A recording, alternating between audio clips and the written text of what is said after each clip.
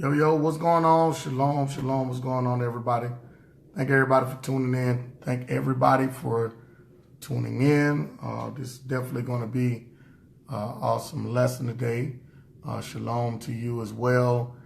Shalom to the family out there. Thank everybody for tuning in. This definitely is a hot topic of conversation that we're going to be having. Definitely look forward to seeing all my brothers and sisters this Saturday Shabbat service.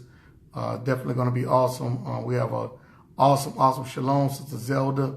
We have an awesome service this Saturday at 1 p.m. In Jacksonville, Florida, at Believers of One Messiah Church. I am the Moray, or the teacher or the pastor of Boom, and I'm definitely excited about it.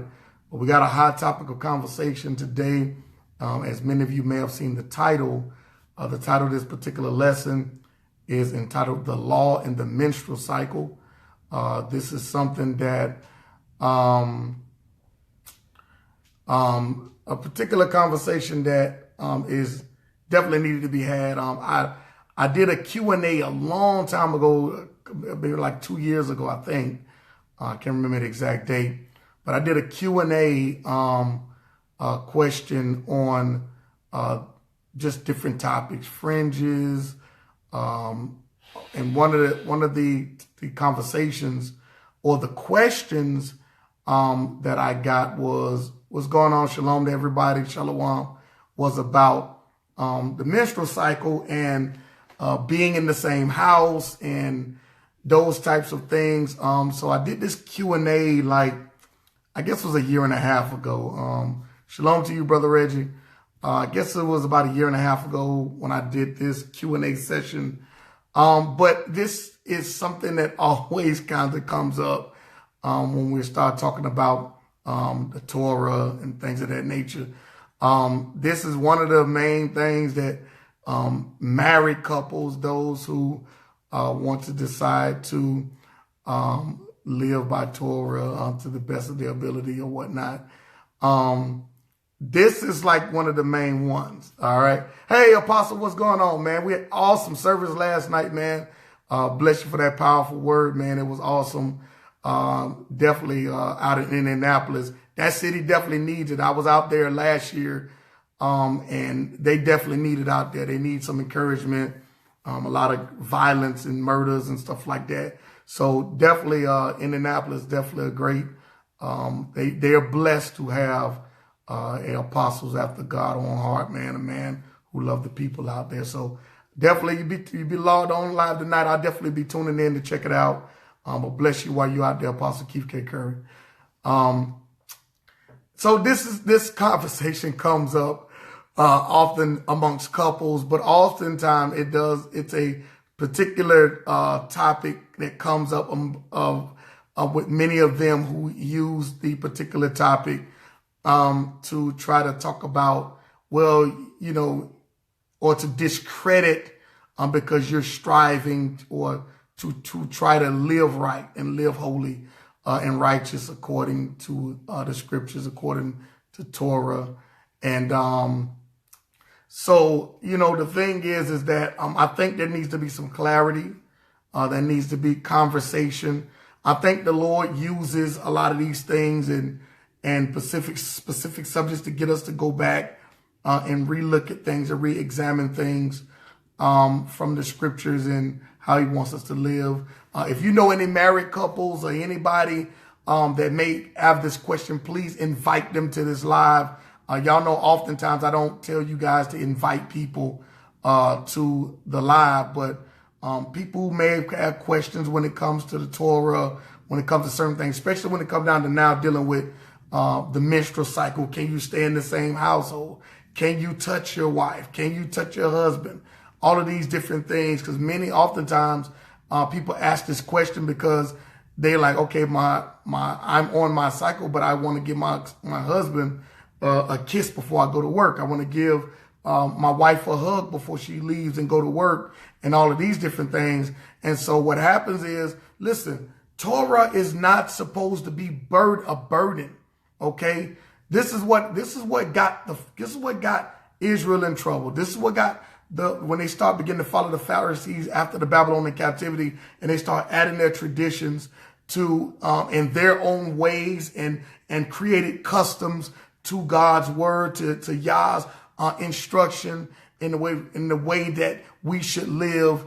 That's what got Israel in trouble, because they begin to make it ritualistically or religiously and following man. And what ended up happening is the law became burdensome to them, or they weren't trying to keep it. They were willfully not following the instructions. And so that's the issue. It's not supposed to be a burden. It's a guideline.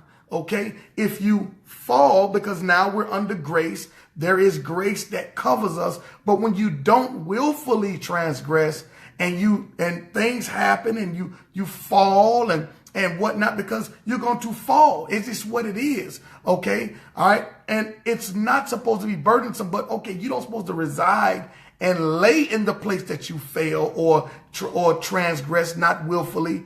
Then you find yourself, you get back up and you say, okay, now let me get back on track. Okay, grace covered me. I didn't willfully do it, but grace covered me. And now, therefore, let me get back on track, because Torah is a guideline in how we should live, those of us who are true worshipers. We're supposed to live according to the instruction and the guideline which the Father gave. Okay, and I'm not telling you to sacrifice animals, because you can't do that. If that's the case, then Christ died in vain. That's not what I'm talking about. But there are other instructions and guidelines that are put in place that are not the rituals of the Torah, that is in place that we should be following and that we should live by in order to make sure that we're living righteous lives and following the instructions of the Most High, and not from a perspective of it's a burden or we find excuses to make while saying that I'm not going to do it because, I can't do it. Listen,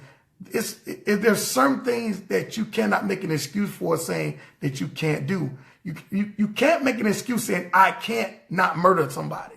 Like, come on, like you can control yourself, all right, and not murdering somebody. You can control not hating somebody. You can control not stealing from somebody. You can control not backbiting or bearing false witnesses against someone. You can control those things. So it's not a burden, okay? It's a guideline. It's a part of a heritage. It's a part of a custom. It's the way that we should live. It's instructions and the things that we should follow as lovers of the Most High. We love him. We love what he does for us. So therefore we want to be obedient. So this topic comes up. Well, what do you do? Oh, you think you're righteous. You think you're more holier than thou. See, what happens is the way you live, people, we talk about dogma or being dogmatic. And I'm against being dogmatic about certain things. But I'm not all for just being all loose goose, right? There's a balance, okay? But there are people become dogmatic in their approach to you because you want to live a certain kind of way according to the instructions. They start making indictments against you, and all you said was, this is the way I live. All right, you're not saying to them, hey, you know what? You need to be doing this. You need to be doing that. No, you say, well, this is how I live. This is what I do.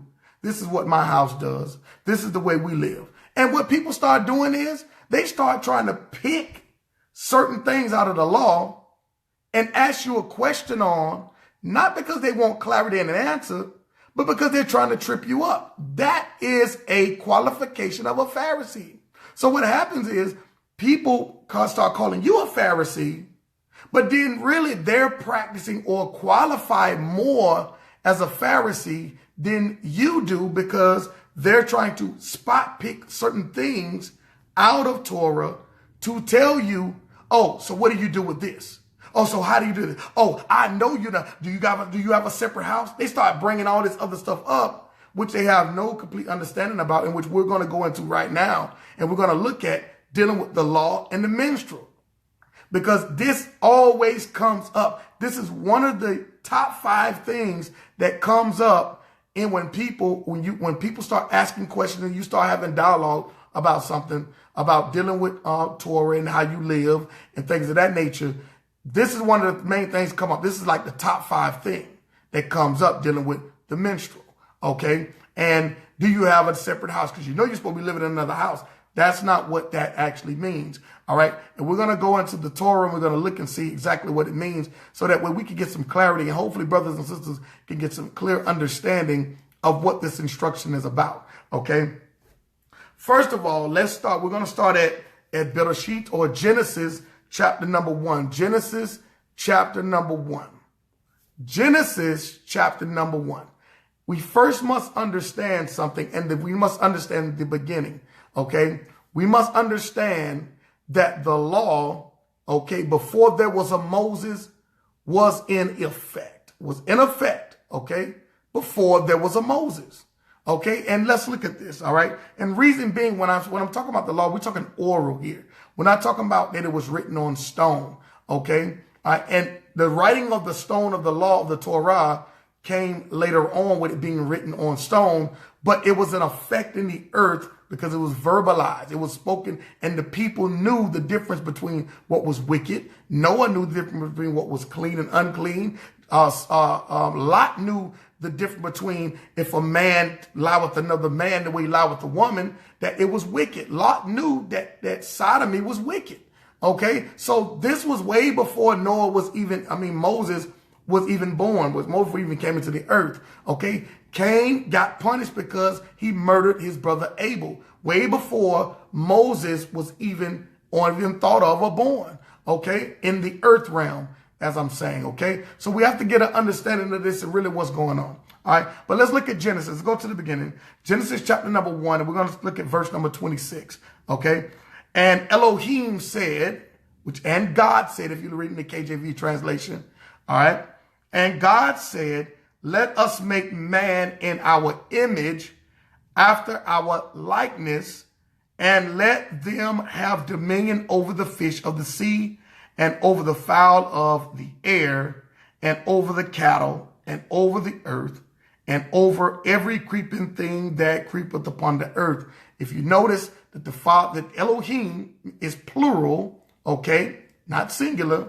I know in the English version, in the English translation, it uses the term God in a singular context or singular term or translation. But really, when you look at it in the Hebrew or you understand Elohim, it is plural, okay? So he says, let us. That's why the let us is there. All right. But notice he didn't say man has dominion over each other.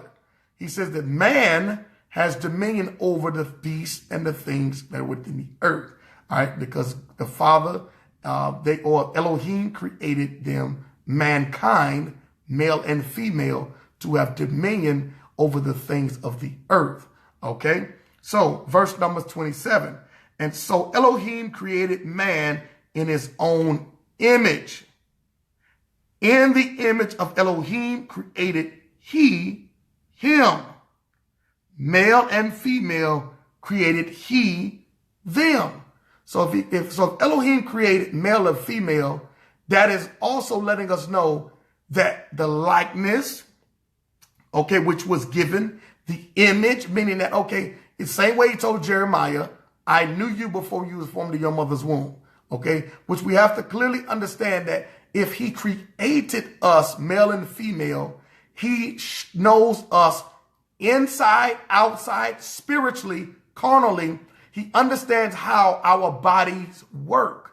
He understands, he designed us. He's the master architect in the creating process of mankind. He created the digestive system. He created the heart, the lungs, the way we breathe. That's why we don't have gills. We have lungs. He created the eyes and how the eyes would function, the nose in which it would breathe, the teeth and the saliva in the mouth that would help the mouth out. All of these different things. Okay. He created all of these various things all the way from the hair on our head all the way to the pinky toe. And everything that was given to us is given to us for a specific reason. Also, it is given to us to be able to, as a body, to work together. So the body and the way it's designed, it all works together, which means it goes to our point. We're dealing with the menstrual cycle. So we need to understand why a woman has a menstrual, okay, which we're going to get to that here in a minute. And the reason why, all right, but let's look at here, verse number 28.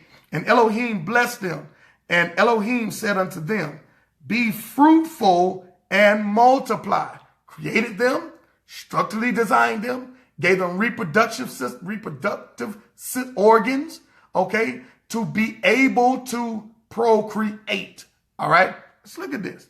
All right, be fruitful and multiply and replenish the earth and subdue it and have dominion over the fish of the sea and over the fowl of the air and over every living thing that moveth upon the earth.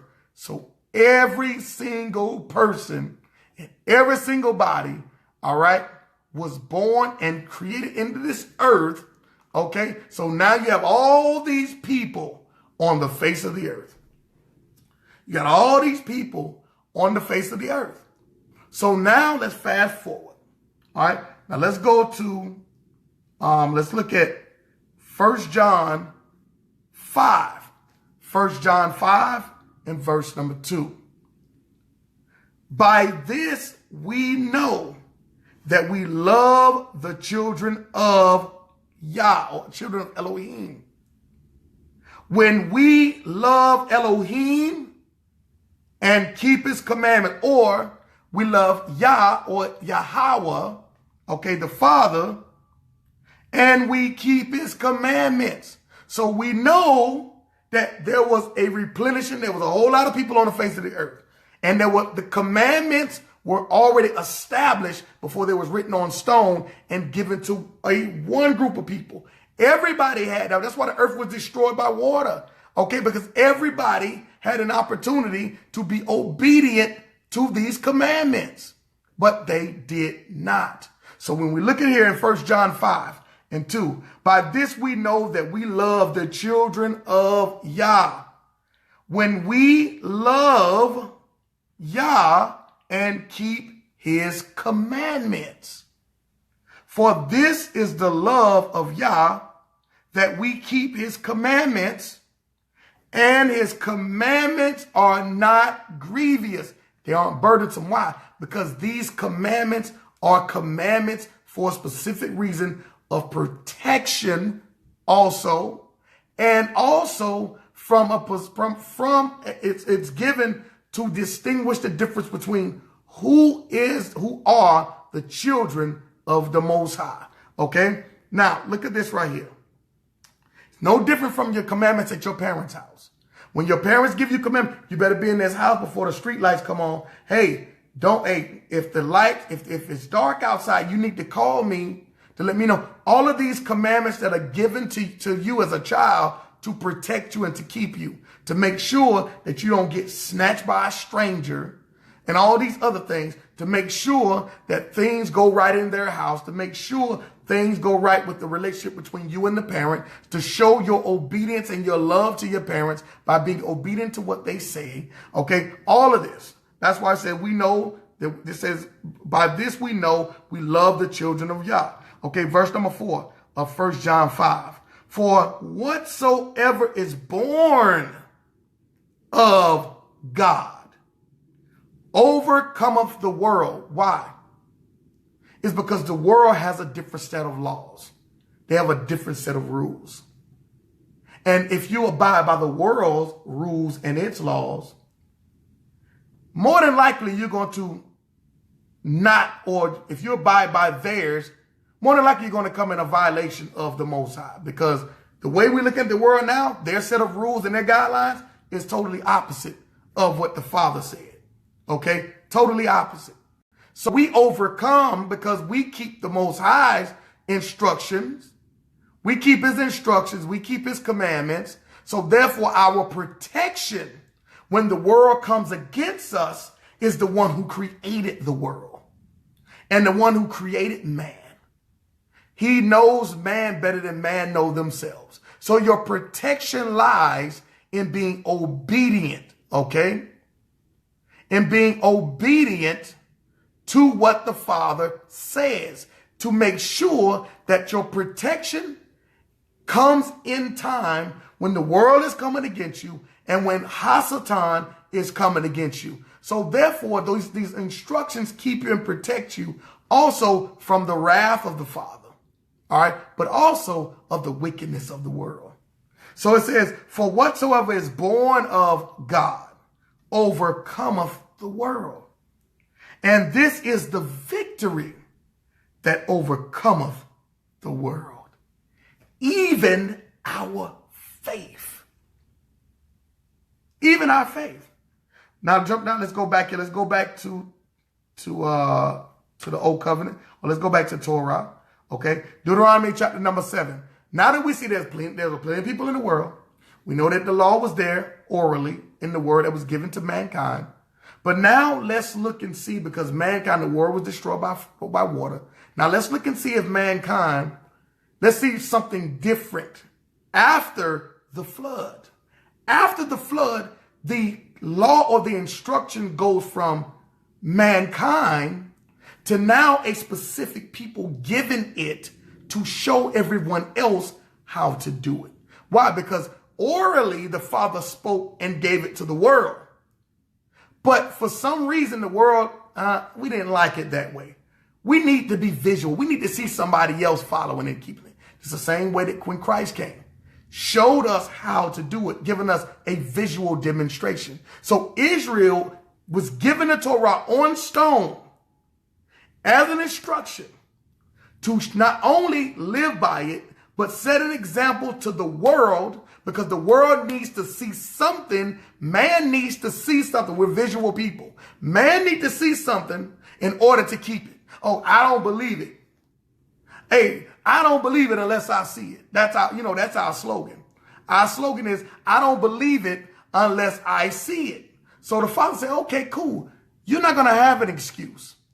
What I'm going to do is I'm going to choose a people. I'm going to give them the instructions. I'm going to give them a leader to give them the instructions. And therefore, maybe we'll see if they will get rid of the excuse that you don't see nobody actually living this way, living the right way. So guess what? Now in Deuteronomy, now we're going to see where the Father chooses Israel. Okay, let's read this here. Deuteronomy chapter number 7. Deuteronomy 7 and verse number 6. For thou art a holy people unto the Lord thy God. The Lord thy God hath chosen thee to be a special people unto himself. Out of all the people on the face of the earth, the Most High say, okay, this is what I'm going to do. Because y'all ain't going to have no excuse. I'm going to get rid of all these excuses y'all love to have. I'm going to send somebody and send some people. Hopefully they will be obedient. And in their obedience, that they will give a demonstration to the world. Look at what it says. Verse number 6 again. He says, the Lord thy God hath chosen thee to be a special people unto himself, above all people that are upon the face of the earth. Verse number 7. The Lord did not set his love upon you, nor choose you, because ye were more in number. See, we love to choose people because they got a following. Oh, you know what? Hey, man, hey, come be a part of what I'm doing. Man, you got a whole lot of following. I want to be a part of what you're doing because it seems like a whole lot of people following you. See, that's how we choose that. See, our ways are not the Father's ways. The Father said, I didn't choose you, Israel, because you were more in number. I didn't do that. See, when the Father chooses you, it's not even about how many people following you. See, for us, we choose leaders based off how many people following them. We choose things based on, we can't do ministry properly if we don't have a crowd. The crowd causes us to do ministry supposedly effective. How many people will do ministry if it's only 5 people? I see people close down churches, close down camps, close down this because, oh, it's been 5 years and we only got 5 people. And so they close it down. Then they go change the name and think that's going to draw some people. You're right back at square one because you weren't even faithful over the few that the Father gave you. Now you're thinking that you're going to shut that down and go revamp yourself. Okay? Revamp yourself trying to get more people because it's a gimmick. This is not a gimmick. The Father doesn't do this. He doesn't choose that way. Look at David. I mean, we can go throughout the scriptures. All right? He doesn't do that. He doesn't function that way. Okay? Let's look at this right here. It says, look, in verse number 6, Deuteronomy 7:6. We get into the menstrual cycle. I'm just going down this to show y'all how these things go in order, all right? And why Israel was given these instructions. It says, above all people that are upon the face of the earth, the Lord did not set his love upon you, nor choose you, because ye were more in number than any people. For ye were the fewest of all people. Out of all the people on the face of the earth, Israel was the fewest that he chose. He chose them. They didn't choose him. Israel didn't choose him. No, he chose Israel out of the fewest on the face of the earth at the time. Look what it says here. But because the Lord loved you, and because he would keep his oath, which he had sworn unto your fathers, hath the Lord brought you out with a mighty hand and redeemed you out of the house of bondmen from the hand of Pharaoh, king of Egypt. Did not the Father do this, even though you were the fewer on the planet? Know therefore that the Lord thy God, he is God, the faithful God, which keepeth covenant, meaning that I don't care what people say, what testament it is, the Father keepeth the covenant who he makes the covenant with. That's what he does. He doesn't go back on his word. Okay, let's keep reading here. Look what it says. And keep his covenant to 1,000 generations, and repayeth them that hate him to their face, to destroy them. He will not slack to him that hateth him. He will repay him to his face. Thou shalt therefore keep the commandments, Israel, and anybody else that have attached themselves to Israel and accepted the God of Abraham, Isaac, and Jacob. Thou shalt therefore keep the commandments and the statutes and the judgments which I command thee this day to do. Action, word, works, do. Action, word, works, do. Now jump down, just go over to Deuteronomy 32, all right? And then we'll go into the menstrual, okay? Deuteronomy 32:8. When the Most High divided the nations, their inheritance, when he separated the sons of Adam. We just read in Genesis, all right? We just read in Genesis about the earth being full with all types of people, all right? When the Most High divided the nations, their inheritance, when he separated the sons of Adam. So the Father is separating the sons of Adam. All these kids are born of Adam. Now he's separating because now he's going to choose a people. The fewest out of all those that was born of Adam. Okay? Look what it says right here. He set the bounds of the people according to the number of the children of Israel. He chose Israel. For the Lord's portion, after he divided and separated everybody, his portion, okay, Jacob is the lot of his inheritance, meaning Israel is the lot of his inheritance out of all the people on the face of the earth. Now that we know that he created man, male and female, he knows our makeup. He gave the woman a menstrual cycle for a reason, and we're going to read here and find out.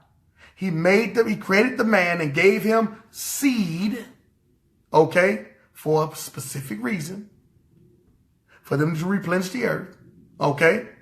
So now we're going to look at the law, and we're going to see why he gave the law and the understanding of the menstrual, and to understand why he said to separate. Does that mean you can't touch your wife?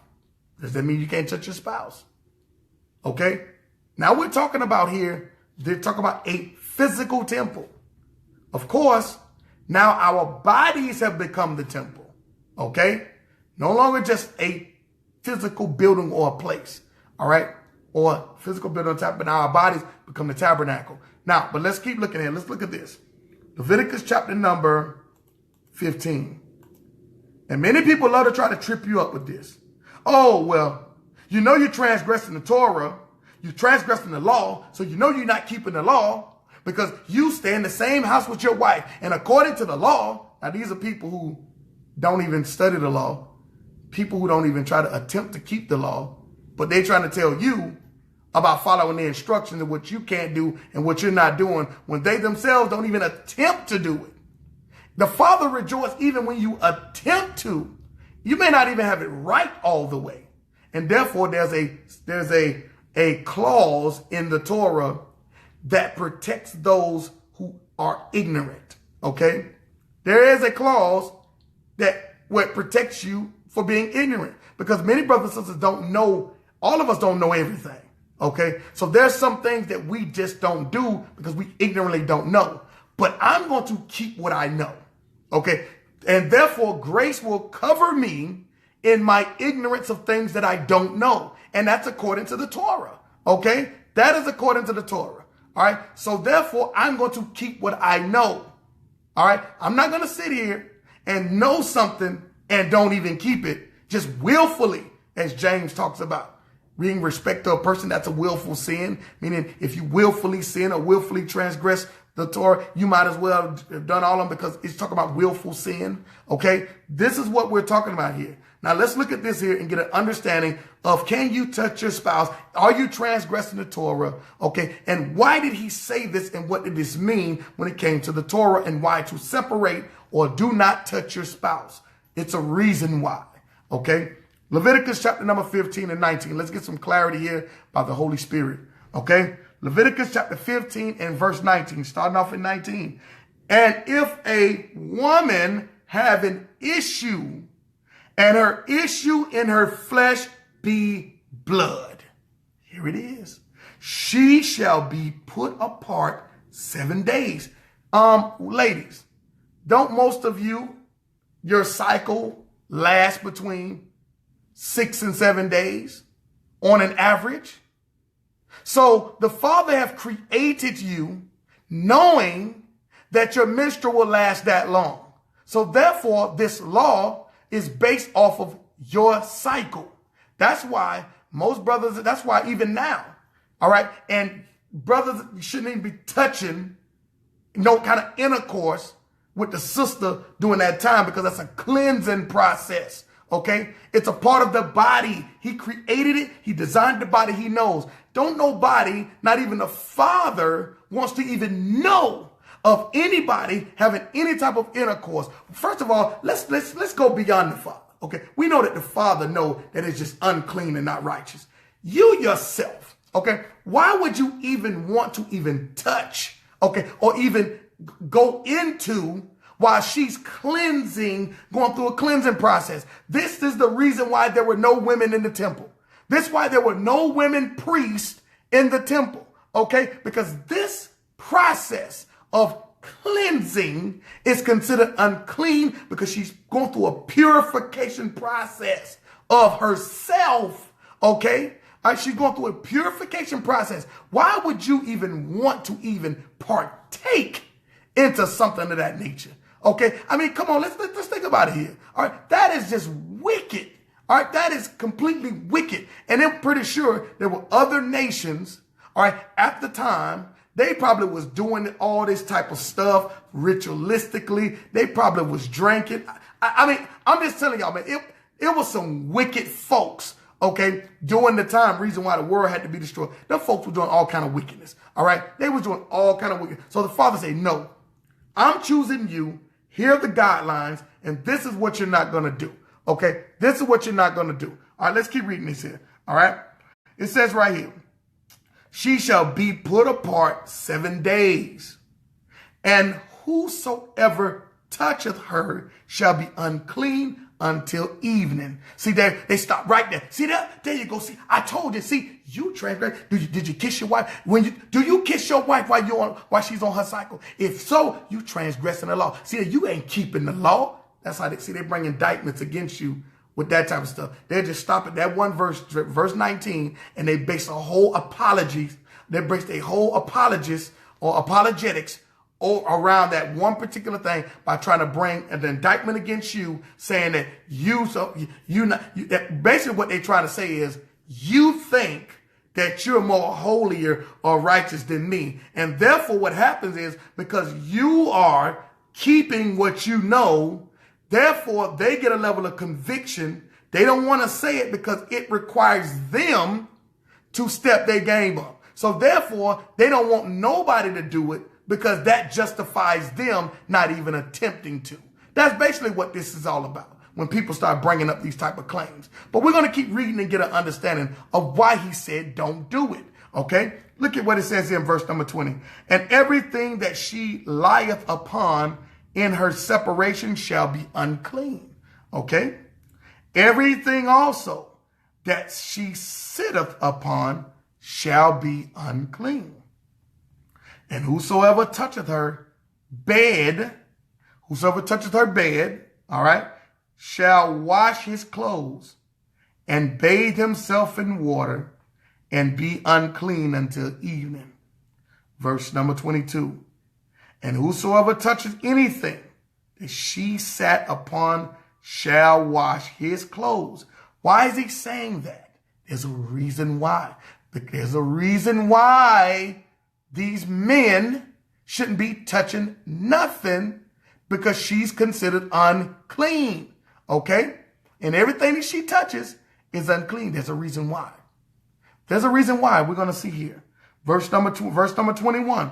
And whosoever toucheth her bed shall wash his clothes and bathe himself in water and be unclean until evening. And whosoever toucheth anything that she sat upon shall wash his clothes and bathe himself in water and be unclean until evening. Verse 23. And if it be on her bed or on anything whereon she sitteth, he, when he toucheth it, he shall be unclean until evening. Verse 24. And if any man lie with her. Now it's going from you touching anything that she touched. You touch the bed. You touch a cup. You touch a fork. If you kiss her, anything that even if you sit in the same chair that she sit upon, it's considered unclean. So now the Lord goes even further because we so slick. Oh, well, he didn't say I couldn't sleep with her. That's the type of games we play. But the Father, in his all-knowing being, he knows us better than we know ourselves. That's why I read in Genesis chapter 1 about him creating us. And that's why I read in 1 John about us being obedient and keeping the commandments. That's why I read in Deuteronomy about him choosing us. All right. All right. Mona here, please download and send. Okay. All right. We have to really understand what's going on. Okay, let's look at this now so we can get a complete understanding of this thing. All right. We know the Father knows us, and we always come up with these excuses, and we always go take things beyond. Hey, oh, you know what? He didn't say I couldn't sleep with her, so I'm just gonna sleep. He's even though he say don't touch her or touch nothing that she touches, but yet we'll still try to throw a monkey wrench in there where you didn't say I could sleep with her. So the Father say, okay, I got something for y'all. Verse number 23. All right, verse number 24. Look what he says here. And if any man lie with her at all, not only touch her cup, not only touch her drink, you can't even touch her, period. It's a reason why he's saying this. We're going to get to it. We're almost there. Look what it says.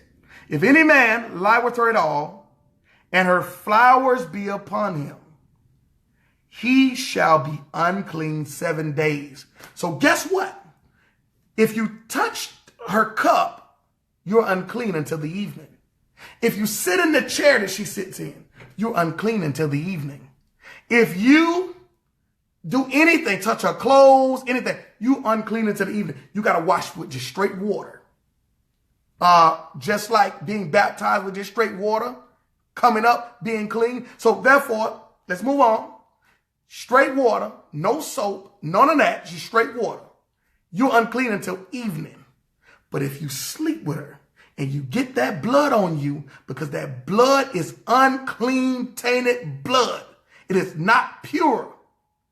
Your behind is unclean for 7 days, just like her. So the father said, okay, look, I'm going to amp it up even more because y'all so wicked. I'm going to make y'all unclean for 7 days, not just for the evening, but for 7 days. I'm going to give you something to think about. Okay, I'm going to give you something to think about here. Because your behind is so doggone slick and wicked, you're going to do something else and try to take it even further. So I got to add a clause in here to keep you from having intercourse, okay? Because you get into yourself and don't want to start doggone being obedient to what I'm telling you. But let's keep reading here. Look what it says. Verse number 25. All right. It says, and if a woman have an issue, okay? Now let me stop right here. In verse number 19 through 24, verses 19 through 24, that is a regular menstrual cycle. Okay? That's a regular menstrual cycle. Verse number 25 is about to deal with an abnormal, extreme menstrual. There are some women on the face of this earth that go beyond a 7-day cycle in their cleansing. Or we know what the one with the issue of blood. Okay. There's some women that go beyond that. Okay. Are there really men that want to? Sister Mary, you would be surprised. There are people that actually have intercourse with a woman on their cycle. They do. They get in the shower and do it. All kind of stuff. Okay. All kind of stuff. And the father, like, this is unclean. I mean, you can imagine the things that man think of. Think about how wicked the world was for the father to destroy with water. That's a wicked world. Man do all kind of stuff. They do all kind of stuff, man. You would be surprised at the stuff that they do. Okay, when a woman is on her cycle, they have sex with animals. Come on now. I mean, just think about this. Men sleep with animals. I mean, it's nothing that man won't do because they so wicked. So the father got to put stuff in place to make sure. But when we start talking about, oh, this done away with, that done away with, that's why we got to start looking and going back and rereading Torah, rereading these instructions and look at them with a clear lens, not from a religious lens, but from a cultural lens, from a societal lens, from a kingdom lens, from a creation lens, to be able to get an understanding of why the Father put these things in place for us not to do. But then we turn around and we start following precepts of men, and men start telling, well, you ain't got to do this. The law don't wait. This, the law. I mean, all this. These things are in place for a reason. The Father look at this stuff is disgusted. And yet when we say this is done away with, I mean, come on. So now we're saying that the Father is condoning things that he said that he discussed, things that he considered abominations. Now we simply say it's okay. Like, we have to really understand that we can't do that. We can't have that type of message saying that we work, that we are leaders within the kingdom. Okay. Now let's look at this here. Let's keep reading that. Verse number 25, starting an abnormal cycle and an abnormal menstrual. Okay. Verse number 25. Let's look at what it says. And if a woman have an issue of her blood many days. Many days. Look at what it says. Now, verse 19, look at what it says in verse 19. If a woman have an issue in her blood, she should be put away for put apart 7 days. But guess what? In verse 25, it says, if a woman have an issue with her blood many days, meaning past the 7 days, out of the time of her separation. Okay? Out of the time of her separation. Or if it run beyond the time of her separation, meaning that this goes beyond the 7 days. She has an abnormal cycle. Look at what it says. All the days of the issue of her uncleanness shall be as the days of her separation. She shall be unclean until that thing ends. Until it stops, she's going to be unclean. Every bed whereon she lieth all the days of her issues, shall be unto her as the bed of separation, and whatsoever she sitteth upon shall be unclean, as the uncleanness of her separation. And whosoever touches those things shall be unclean, and shall wash his clothes, and bathe himself in water, and be unclean until evening.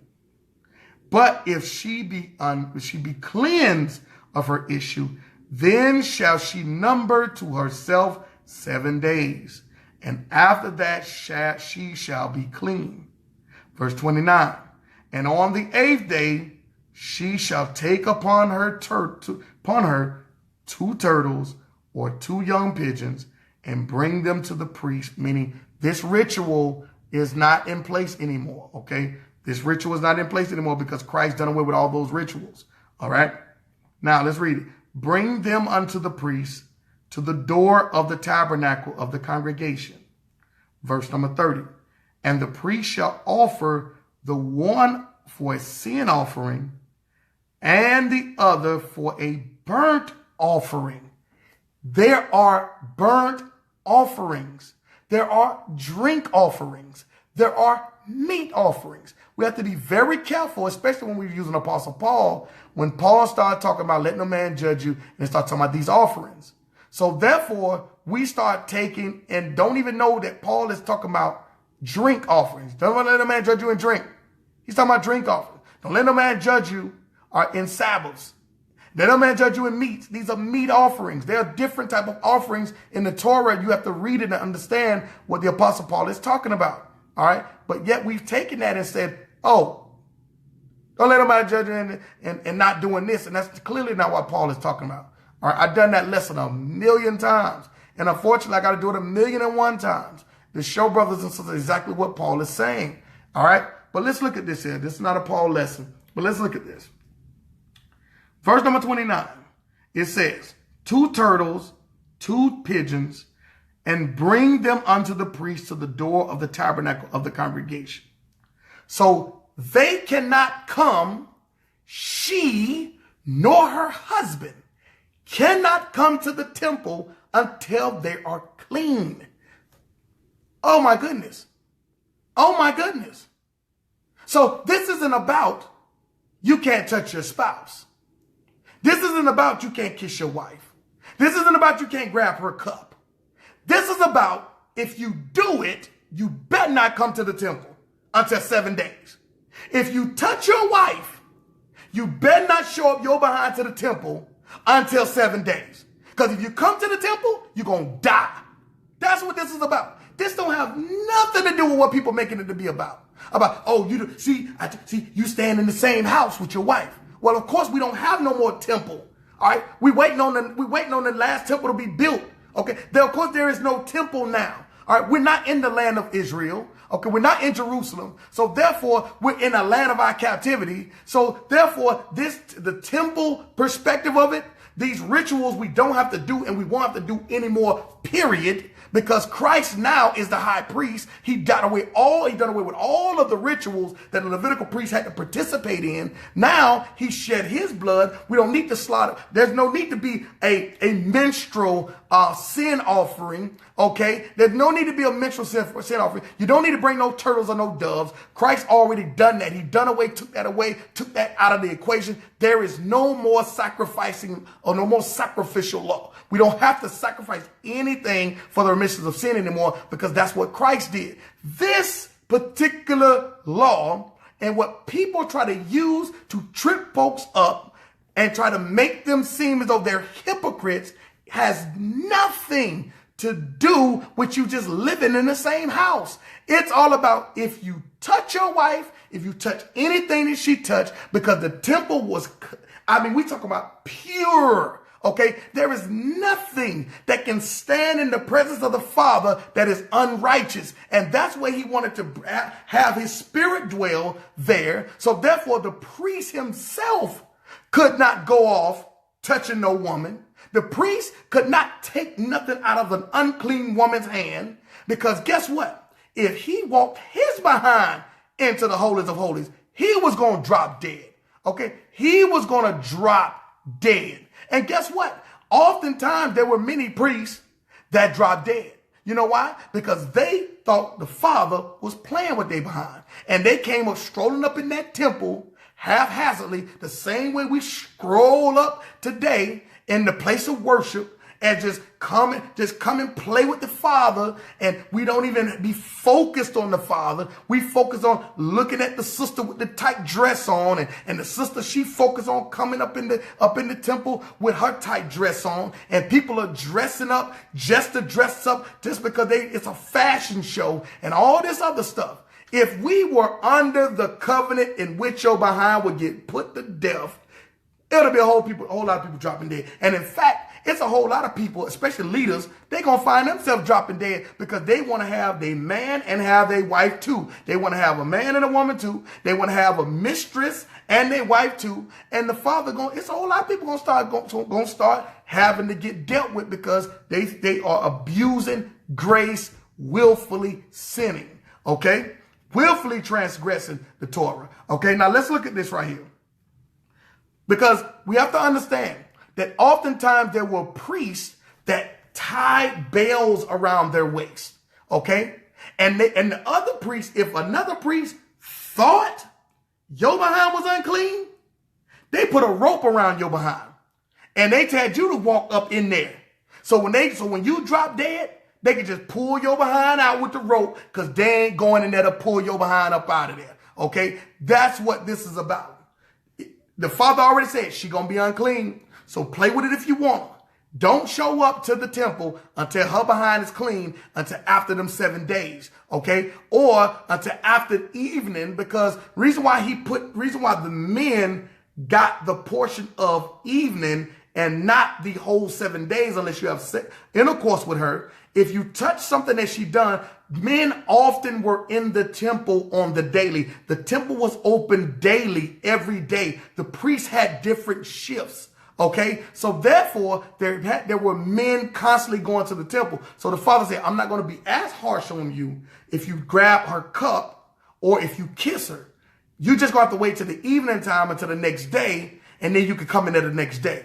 But if you want to go as far as having sex with her while she's on her menstrual, I'm going to punish your behind for 7 days. Don't come to the temple in 7 days. Because if you come there on the 6th day, I'm going to kill your behind. All right, and this is what it's about. This is about not showing up to the temple if you are unclean. This is why it says right here, okay, in verse number 28, all right?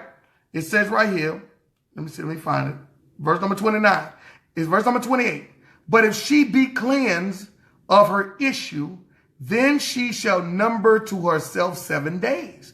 And after that, she shall be clean. Verse number 29.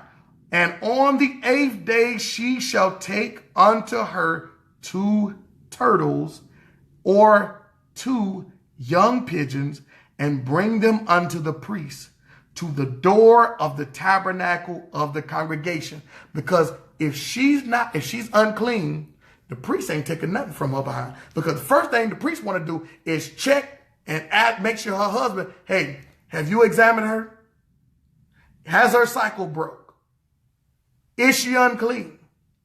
So she been clean for 7 days. This is the 8th day, right? Yes. Okay. So the husband is standing there giving the permission to let the priest know, or because he's examined her as his spouse, examine her. And so now when the okay is given, then the priest will take something from her, because the priest would not dare allow her fingernail to touch his skin on any kind of way. Because if she's unclean and her fingernail touches skin, now he unclean. And don't let it be he the only priest in there, okay? And the next priest don't show up until the 8th hour. And the priest only been there 30 minutes. Ain't nobody covering the temple. Now the temple ain't got nobody to watch over the temple. And that priest ain't going back in the temple.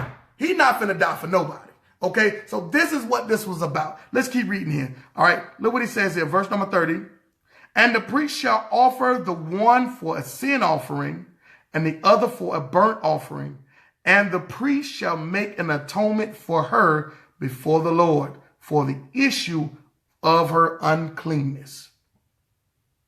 Verse number 31. Here it is right here. Look at verse number 31. Watch what 31 says. Thus shall ye separate the children of Israel for their uncleanness, that they die not. Why? Where they going to die at? Are they going to die at the house? No. Are they going to die out at the store? No. Where are they going to die at? It says it right here, that they die not in their uncleanness when they defile my tabernacle that is among them. You see that? So next time somebody try to tell you, oh, you know what? You ain't keeping the law because you still stay in the same house with your wife on her cycle. Brother, sister, did you read the context? Did you go line by line in the scriptures? Did you really break this down and give an understanding and clarity? Did you just read one verse? Or are you giving talking points that you heard from somebody else? Because you can tell when you become a student of the scriptures, and all of us should be students of the Torah. Okay, we should be students of the Torah first. I tell people all the time, listen, I am a Messianic Hebrew. I believe in Christ as Messiah. I believe that he came and redeemed Israel back to the Father. I believe that all nations can have an opportunity to be in the kingdom. But I must first understand the instruction of the Father. I tell people all the time, you need to learn the instructions, because you can't just learn the New Testament and don't even embrace or learn or have an understanding of what the Old Testament. Okay? You need to understand the instructions of the Tanakh. You need to understand the words of the prophets. You need to understand the Torah that was given to Moses to give to the children of Israel, the instructions. You need to learn and understand these things and get an understanding that the Father is not trying to give you these things so you can't have fun. And the Father not trying to give you these things because he don't like you. And the Father not trying to give you these things because he just wants to see you fail and all this other stuff. And people trying to sit up here and say, oh, well, you can't do it. You can't keep it. They misinterpret everything that Paul say. They misinterpret everything that Christ say. They misinterpret everything in the New Testament. He's not doing that. He told you it's not burdensome. He wants you to live a righteous, holy lifestyle. That way you can be a light to the world.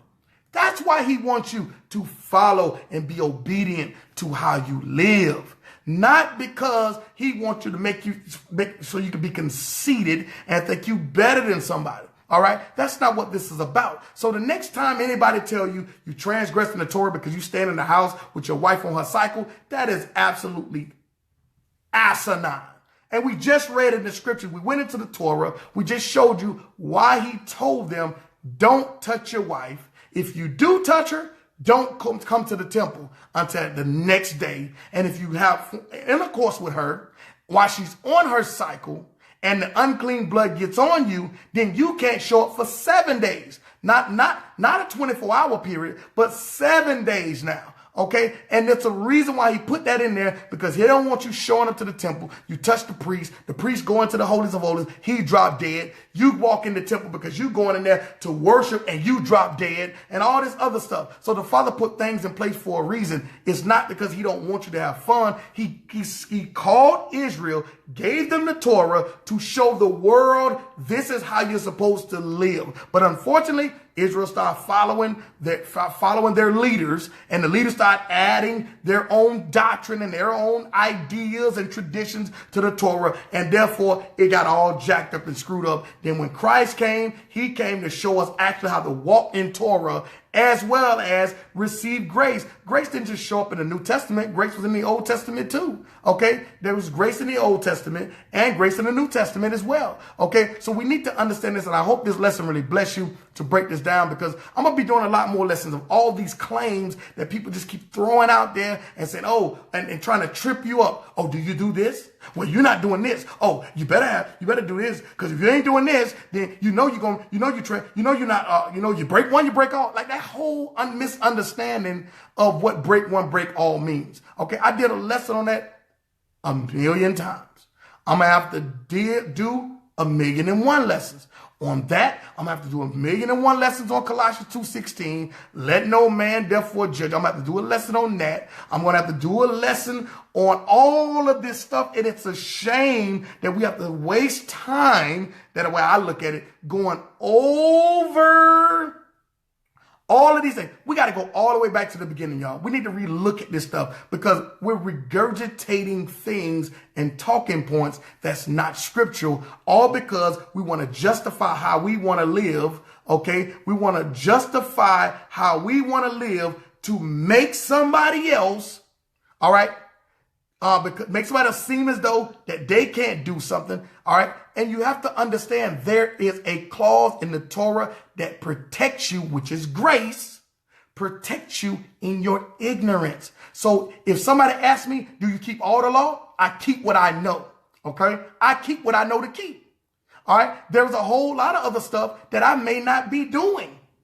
But guess what? In the Torah, there's a clause that says that one who is ignorant is still covered by grace. Is still covered by grace. See, that's an area people don't even know. People start talking, they try to throw out all this, you can't do, all this other stuff. No, stop it. There is a clause in the Torah. You think the Father don't know? There's a clause in the Torah. Keep what you know until you grow. Then when you learn something else, you keep that. That's what it's about. Baby steps, taking your time. This is not a burdensome thing. Take the baby steps, get an understanding. And as you continue to grow, grace covers your ignorance. Grace don't cover your willful sin. Grace covers your ignorance. That's what we got to understand. Grace covers your ignorance, not your willful sin. You can't just go out here just willfully sin, talking about you under grace. Like, come on, that don't make sense. Okay? That don't make sense, y'all. Okay? It makes no sense. That's not what grace is for. All right? But anyway, I hope this lesson bless you. I see a lot of you jumped on here towards the end of the lesson. Evangelist Tangi, what's going on? What's going on, sister? All right? They don't want to grow, just compete. Absolutely, Evangelist Tangi, absolutely. But shalom to you all, man. I pray that all of you get an understanding of the Father's instructions. And this is what it is, man.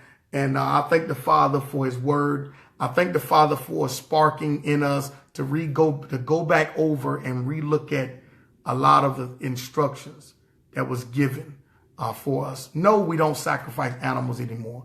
Christ done away with that part of the rituals or the sacrifices of things that were involved in the Torah. But the other things, the other aspects that are non-sacrificial or ritualistic, we do observe those things. Okay. All right. So I love all of y'all with the love of Christ, man. I pray that this lesson really bless you. The law and the menstrual cycle. All right. That was something that had to do with it. Shalom to you, Sister Tavara. How you doing, man? Blessings to you, sister. All praises to the Most High. Again, love all of y'all. May the grace of our Lord be with you. And I love what the Father is doing in the day and age right now. Those is many people who are going back over. A lot of our Christian brothers and sisters, the Father is bringing a discussion and dialogue to the table, so that all of us may be edified in areas. I believe that we can learn a lot from our Christian brothers, especially when it comes to worship. I really believe that. I think a lot of us Hebrews, I think that when we came into the truth, we abandoned a lot of things that the Father never intended us to abandon. And from the beginning of the book until the end of the book, worship is a key component to our lives. And we fail to do it. We come and we in the truth and we get stiff. We get stale. We don't even worship. And this has been a concern of mine. Information is not a problem within Israel. Worship is. Worship is a problem within Israel. Now, within our Christian brothers and sisters, they have the worship down pat. But they want to continue to justify lawlessness. They want to continue to justify. They want grace to cover their willful sin. They want to push grace and willful sin. And so that's, if we all get an understanding, if the Israelite get back into the worship, don't let people tell you that because you're worshiping and you're crying and your emotion, that's just an emotion, an unrealistic emotion. No, that's not an unrealistic emotion. Brothers cried in the scriptures. Brothers actually led worship. Now we've gotten cool on the Father. We so cool and we so educated. Now we don't even worship the Father. But the brothers in the scriptures worshiped the Father. They danced unto the Lord. They worshiped the Father. They lift up hands in worship, which caused the sisters and the children to see it and begin to glorify the Father as well. Men, we not only have to take our rightful place back, but we have to get worship back. We got to get back to leading worship. But if we have the discussion, because that's the only part we lacking. We lacking the worship component and the spirit component. There's nothing wrong with those. With the knowledge and the education, the understanding of Torah, we know this stuff backwards and forwards.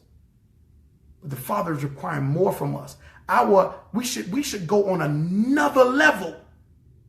We should go on another level. We understand the Torah. We got that we got that down pat. We can teach in it. We can teach this book in and out. We got all the knowledge and everything. But imagine if we add the worship and the spirit component to the knowledge that we have, it will elevate us and catapult us. We shouldn't decrease in that because we're in the truth. Now we should elevate to another level so the people will say, that's it right there. That's what I want. That's it. Don't just have them wanting the knowledge, but have them to say, man, they got the knowledge and the worship and the spirit. Come on, man. When you have the spirit and when you have the worship, you don't have to worry about your child and worry about if your child is going to live. You will worship and you will praise your child to life. You will praise them. You will worship and praise the Father. Till the Father got to move. He got to get up and move. I got to do something. My child is worshiping me despite of their situation. Despite of anything. I got to get up and move. I got to do something. I got to respond to that worship. I got to respond to that. I got to respond to that. But if we don't, and we continue to sit on the Father, listen, a lot of our bondages has nothing so much to do with the curses. A lot of our bondage has a lot to do with us. It has a lot to do with us. The Father, like, you want me to liberate your situation? Give me some worship. Give me some prayer. When has the last time I'm talking to Israelites right now. When was the last time us as Hebrews just came together without even studying and came together and said, we just going to worship? When the last time? When the last time? When was the last time? When was the last time? When was the last time? Because we're in the truth, right? We say that other people don't know nothing. When was the last time have we got together as a nation, Israel, and come together and say, you know what? We're going to have a convocation and we just going to worship.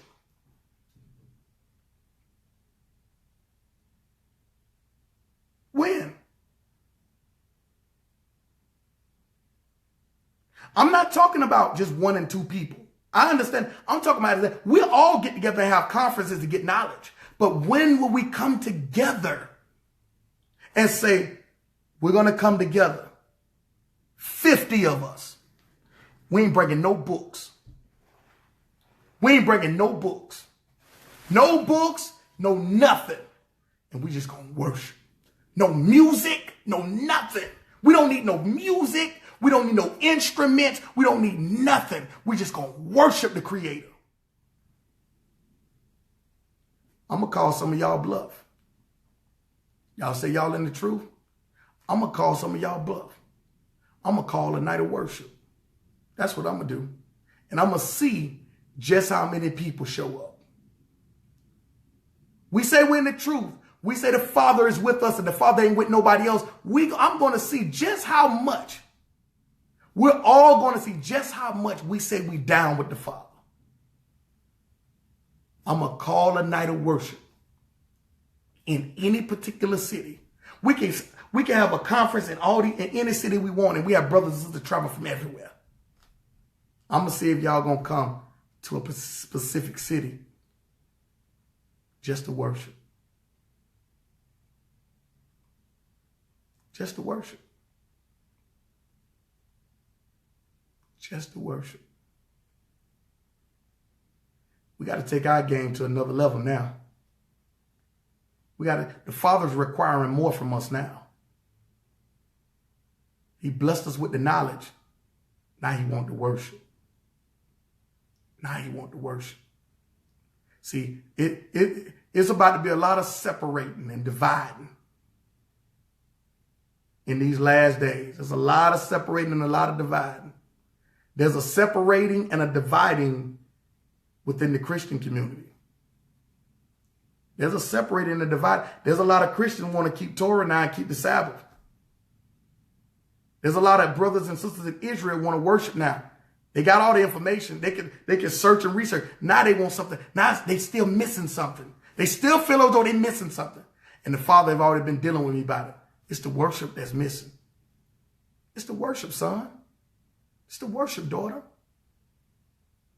Now I require more from you. I woke you up. Now give me what's belonged to me. Give me the glory and give me the worship. If you can't worship here, how you going to worship in New Jerusalem? When worship will be around the clock. I love all of y'all with the love of Christ, man. I pray that you cannot eat without eating from the word of Yah. For man shall not live by bread alone, but every word that proceeded out of the mouth of Yah. I pray that you cannot drink without drinking from the living waters that flows from Christ. Let the light that is within you shine bright outside of you. And remember to love one another so that the world may know that we serve the true and living Yah. May your day be blessed. May your day be prosperous. May the Father give you the grace that someone would do something amazing and spectacular for you today, even if it's buying your lunch. I've been telling people all the time lately, if you find a nickel on the ground, pick the nickel up